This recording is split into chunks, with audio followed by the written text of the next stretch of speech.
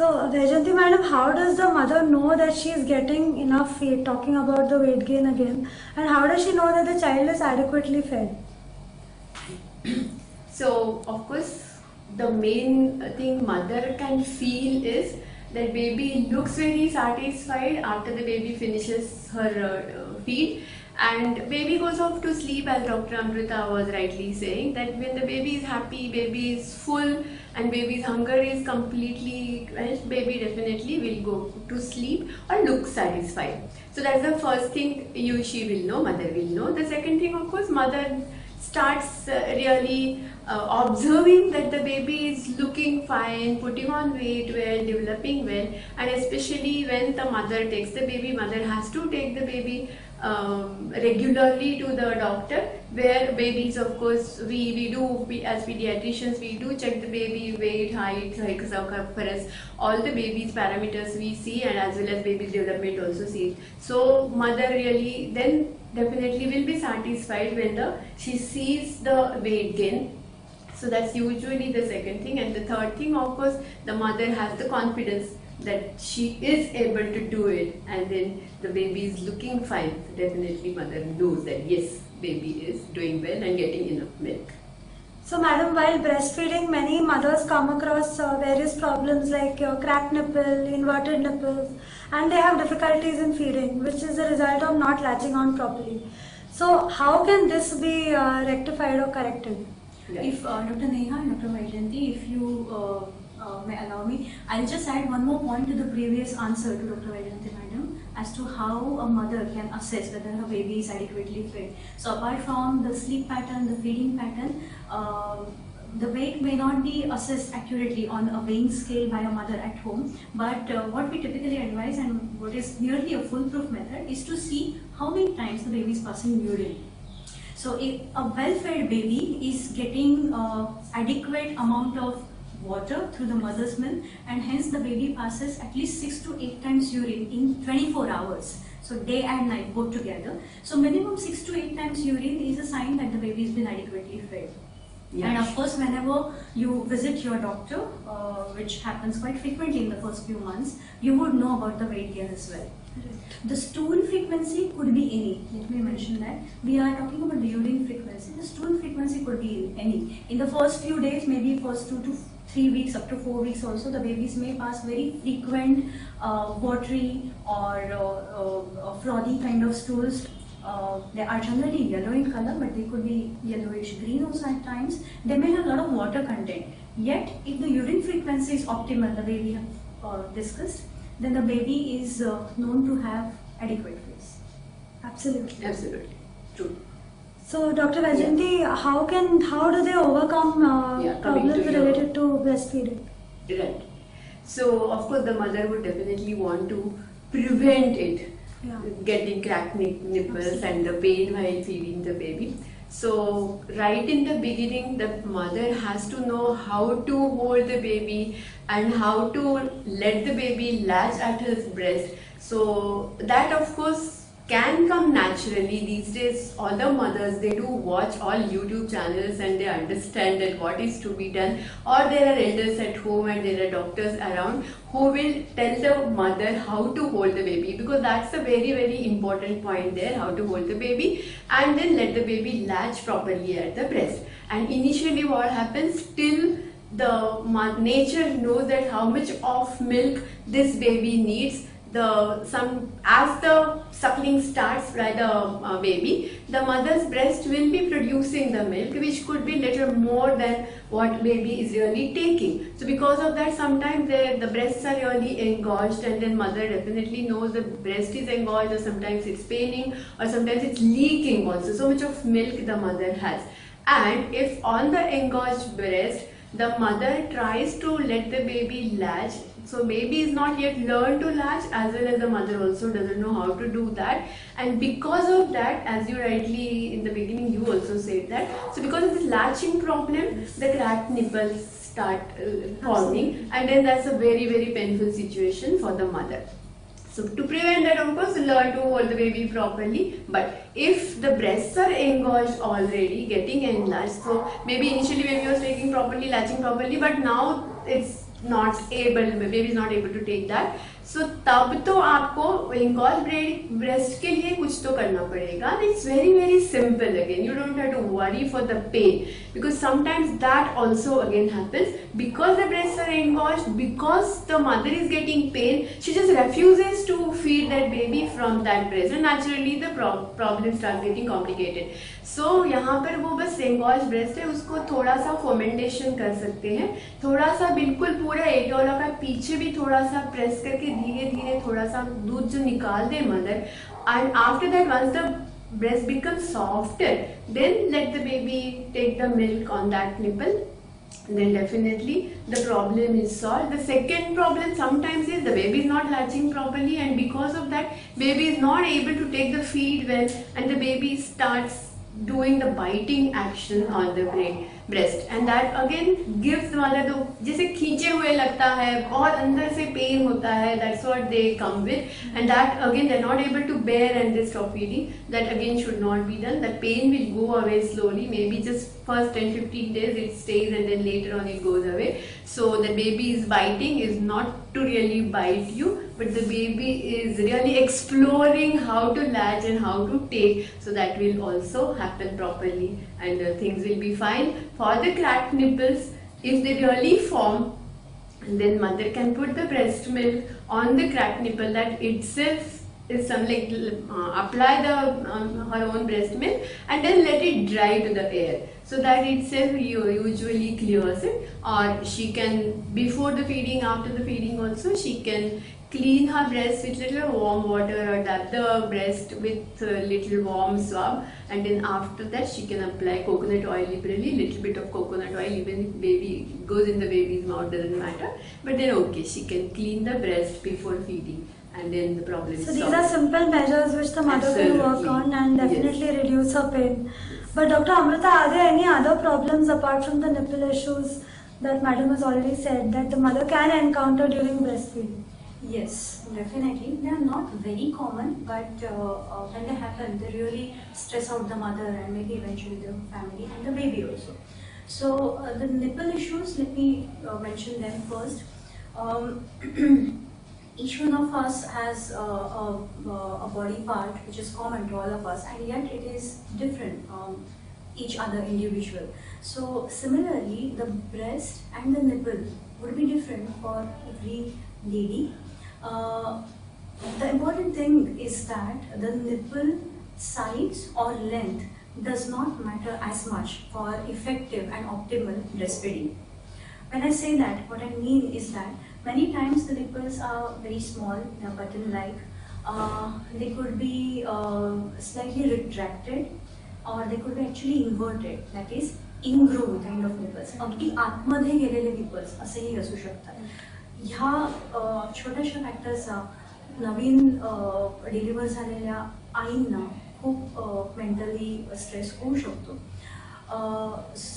So important thing is that for an optimal latching, what Dr. Vaishnavi Madam just mentioned, the nipple size or the length or the structure is not as important. What is important is a complete latch. So let me explain to you in 4 points. So we actually help our mothers learn these 4 points to be ensured while she is observing her baby's latch.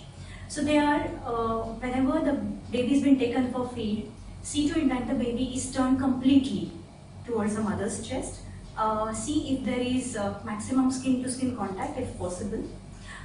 See that the baby's head and the body are in the same line, and the back and the buttocks are supported well. When this is happening, the baby's mouth is actually facing the mother's breast, whichever side it could be. Now, when the mother starts to feed the baby, she need not shove the nipple in the baby's mouth. She needs to hold the breast in such a way that which is comfortable to her and the breast is supported. Typically we say hold it in a C fashion, and offer the breast to the baby by simply touching the nipple and the areola in and around the baby's mouth. When that happens, by the natural and very strong rooting reflex, the baby seeks the nipple and starts rooting on it and sucking on it. Now when that happens, imagine eating a whole apple. So you don't nibble the apple when you're eating the whole apple. You make a big and you take a good chunk or a good bite. Similarly, the baby, the next point for the mother to observe in the baby is that the baby should open her mouth wide, like a V. If you see, if you appreciate this V, right? And then take maximum part of the areola. Now, areola is this dark skin that is around the nipple. Right. This matters. So, maximum portion of areola, into that also the lower part of the areola, mostly in baby's mouth. When that is taken, the baby is able to suckle the breast effectively. When this big ah happens, look at my thumb, it is outwardly turned and downwardly turned. So the lower lip of the baby should be similarly turned outwards, so that the inside tongue comes out and suckles the breast. And when this happens, naturally the baby's chin touches mother's breast. As Dr. Vaijayanti Madam mentioned, even the tip of the nose can touch the breast. So this is optimal latching. When this happens, you see the size of the nipple did not matter. Right. The retractedness or the invertedness of the nipple did not matter. So these are the nipple issues that a mother might observe in herself. We also recommend to all the pregnant mothers to have an examination by their gynecologist and address all these concerns right during the pregnancy, so that by the time they deliver, they are ready mentally to address these issues. The second thing is about the breast. So breast again vary in size in every mother. Know that the part of the breast that is responsible for effective and complete lactation and breastfeeding is the glandular tissue. दुधाच्या ग्रंथी किंवा दुग्ध ग्रंथी ह्या सर्व लेडीजमध्ये सारख्या प्रमाणात असतात आणि म्हणून त्यांना ऑप्टिमल मिल्क येण्याचे पुरेपूर चान्सेस, पुरेपूर अपॉर्च्युनिटीज असतात. What differs is the fat content of the breast, and that is why the visual appearance of the breast may be different in each mother. So if you see, if the glandular content is there naturally in you, you would be able to optimally breastfeed. So do not worry about the size and shape of the breast, as well as size and shape or retractedness or invertedness of the nipple. Engorgement is the other thing Dr. Vaijayanti Madam has already mentioned. I may add a little bit. So as we say, prevention is better than cure. Know that lactation is phasic. So we talked about the first 2 to 3 days of colostrum production, which is less in quantity but rich in quality. Thereafter, the milk that comes is called as transition milk, which is there for next 8 to 10 days maybe. And thereafter, the milk actually changes its character to a mature milk. So these are natural patterns and phases of breast milk. Similarly, the amount of milk also goes on differing. So colostrum, which was less in quantity, transition milk increases in quantity, and finally the mature milk is in optimal quantity. Now when the transition milk and the mature milk are coming up, the mother may actually produce lots and lots of milk very naturally. This leads to engorgement. But before the engorgement actually happens, there is heaviness of breast that is first felt. So whenever there is heaviness of breast felt, know that you are lactating adequately. And at this stage itself, you may start expressing the milk either by your own hands manually, or if required, a pump may be used, but manual is good enough. And keep it stored, that also can be fed to the baby, but your breasts are empty. So you don't feel the discomfort, because if at this stage the baby does not suckle at the breast, or the mother does not express, or the mother does not feed for whatever reason for quite long time, the breast progress to become very heavy, firm, and later hard. That is engorgement. Also, sometimes it does not only remain to heaviness or engorgement of breast. At times there may be lumps that are formed within the breast tissue. दुधाच्या गाठी बनणं हे बऱ्यापैकी painful दुखणं असं असू शकतं. Some part of the breast may become very red. It is called mastitis. And if not addressed at this point also, it may actually lead to abscess formation in the breast, which is something which has to be treated. So all of these stages can be very well prevented if the mother knows these natural phases of lactation and engorgement, and how to tackle the engorgement beforehand.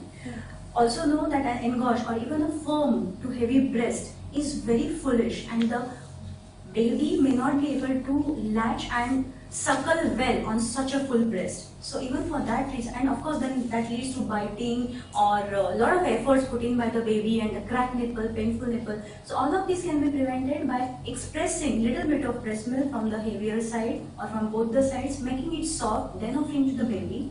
directly, and all that excess milk, if required by the baby, can be fed by a spoon and bottle. Beautifully explained, Dr. Very Amrita. well explained. I will just would like to say just 2 points, Yes. very simple things which are again asked on this.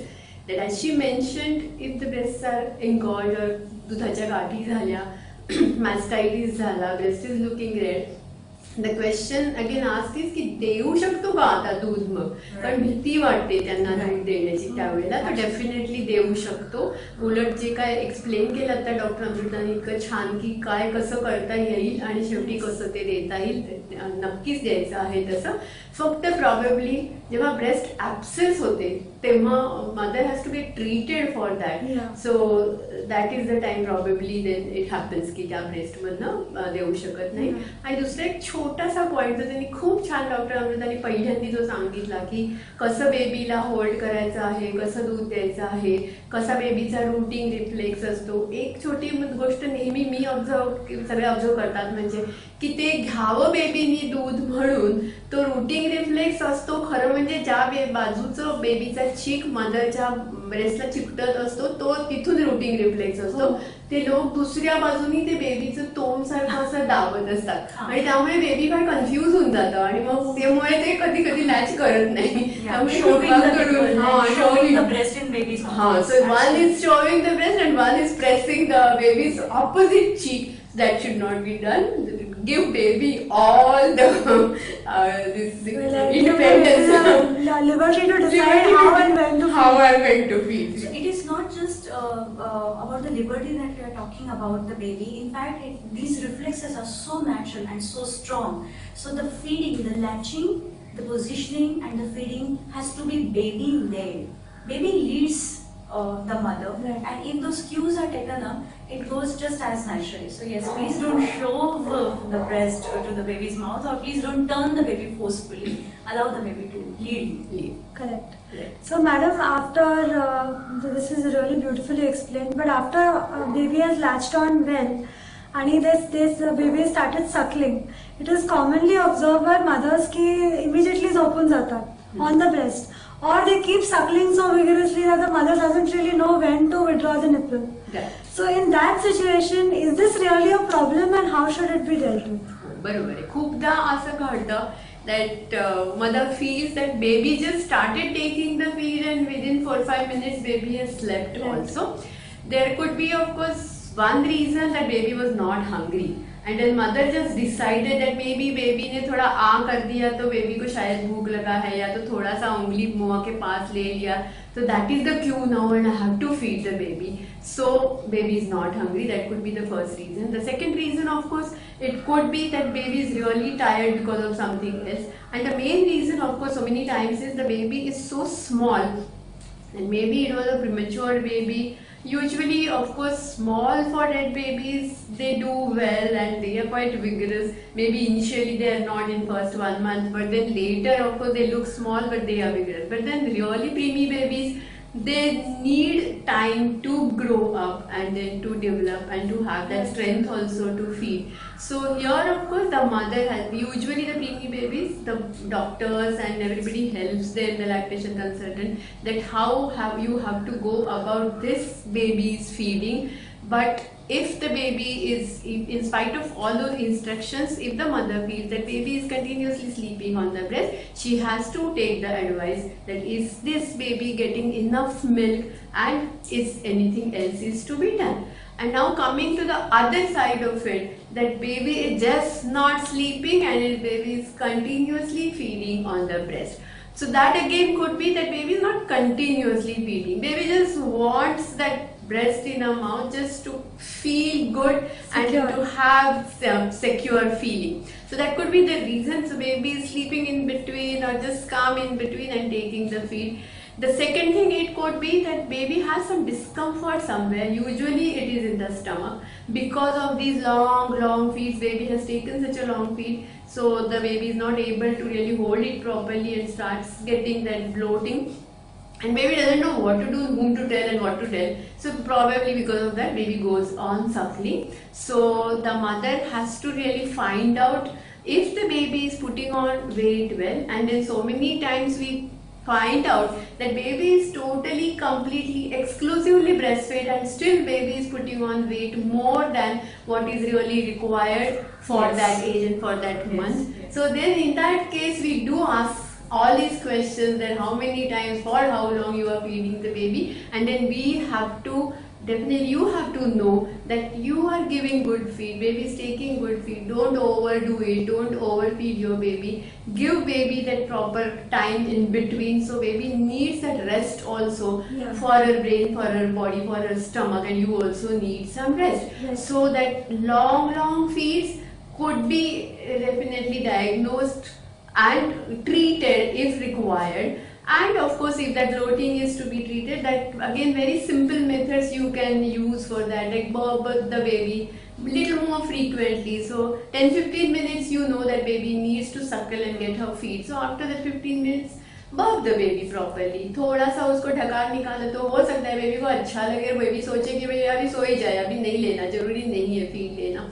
So that simple thing solves the problem. And finally, of course, if mother feels कि नहीं इतनी देर के लिए feed ले रहा है baby, नहीं है शायद मेरे पास ठीक से, इसीलिए बेबी डिमांड कर रहा है ज़्यादा. Again, as right in the beginning, Dr. Amrita also had said, so how many times baby is passing the urine? Is it really enough? Is otherwise baby looking fine and happy? Is baby getting irritable? Does baby have some other problem also? Does baby have some mouth problem? Sometimes there is little thrush in the mouth. The tongue is looking so bad, so baby is not able to take the feed properly because of that simple problem, and then you just treat it and then things will be fine. And of course the doctors, we are always there to tell you whether that feed is sufficient or not, and then how to go about it if the baby's problems are happening, not taking properly and just sleeping or taking for a long time. Correct. So understanding the baby's cues is very important, Very. and seeking a pediatrician's guidance at the right time is also very important. Absolutely. So Dr. Amrita, if the mother is unwell at some point, so can she still breastfeed? She is anxious and she wants to breastfeed. So is there a way that she can breastfeed? And in these COVID pandemic times, are there any guidelines for the new mothers to breastfeed? Yes, definitely. This is another important question. So, the straight answer to this question is that unless specified otherwise by your physician or the doctor who's treating your illness has mentioned to hold on direct breastfeeding, please continue exclusive breastfeeding. In exclusive breastfeeding, we may say that direct breastfeeding, so putting the baby directly on the breast and letting the baby suckle, or express milk. So again, only mother's milk, exclusively breast milk, but express and given by Vatican spoon. When to exercise these options? So generally we say that all kinds of common mild illnesses, they are not at all contraindication for mother to continue exclusive breastfeeding. The mother should continue. Why aren't there chances for the baby to acquire that infection that the mother has? Well, yes, but know that by the time the mother has started exhibiting her symptoms, the baby and the mother were together. So the baby is exposed to the mother's infection before she started having the symptoms. Baby probably might have got the infection already. The benefits that the breastfeeding, the mother's milk, offers to the baby in terms of protection from common ailments, common infections, outweigh the risk of the infection itself. When we say that, what we mean is that the mother who is having the symptoms, having the illness, or has recuperated from the illness, has produced adequate antibodies, and she is actually going to pass on those ready antibodies to her baby through her breast milk. So baby is going to have that natural boosted protection even during mother's illness. Hence, we advise to continue the breastfeeding. If the mother is really tired or exhausted or is not physically feeling fit to continue the breastfeeding directly, then she may still continue exclusive breastfeeding by expressing her milk. Again, a manual expression of milk can happen, or if required, she can use a pump to express the milk, store it and give it by Vatican spoon. But yes, to all the common illnesses, unless specified by your treating physician, please continue exclusive breastfeeding. Now, to coming back to the second part of your question, that's today's situation of COVID. So even here in COVID, thankfully, the recommendations are such that the advantages or the merits of breastfeeding still outweigh the risk of COVID infection, even the COVID infection. So what we mean by this is that the baby getting the infection from the mother has still been very less in incidence in the rate of infection. Even though all those babies who have actually tested positive for COVID, they have exhibited so far, the newborn babies have exhibited so far really mild illness, or those are the illnesses which the pediatricians and newborn specialists can pick up by actively supervising. But the merits of breastfeeding here also outweigh the risk, because the mother is again passing on the antibodies through her breast milk.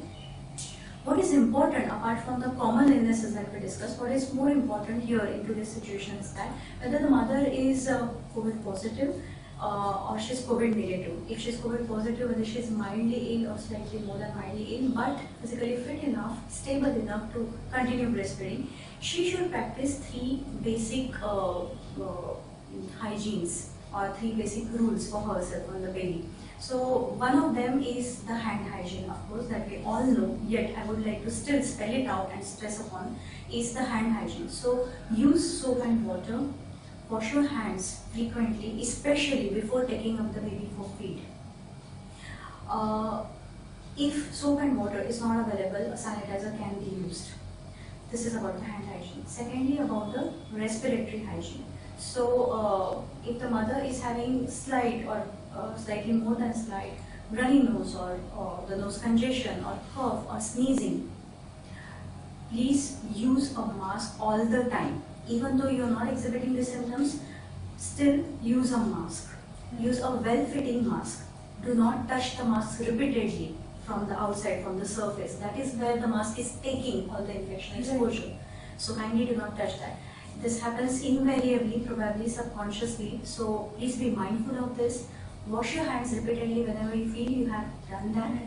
And follow the breathing etiquettes, which means whenever you sneeze out, whenever you have even mild cough, and if you do not have a hanky or a tissue paper to sneeze out in, please wash your hands again, or at least use a sanitizer if it is that emergency a moment. As far as possible, use a tissue or a hanky, discard it after every use, and continue breastfeeding. So these basic measures, and also along with this, so mother is not the only source, please mind it well.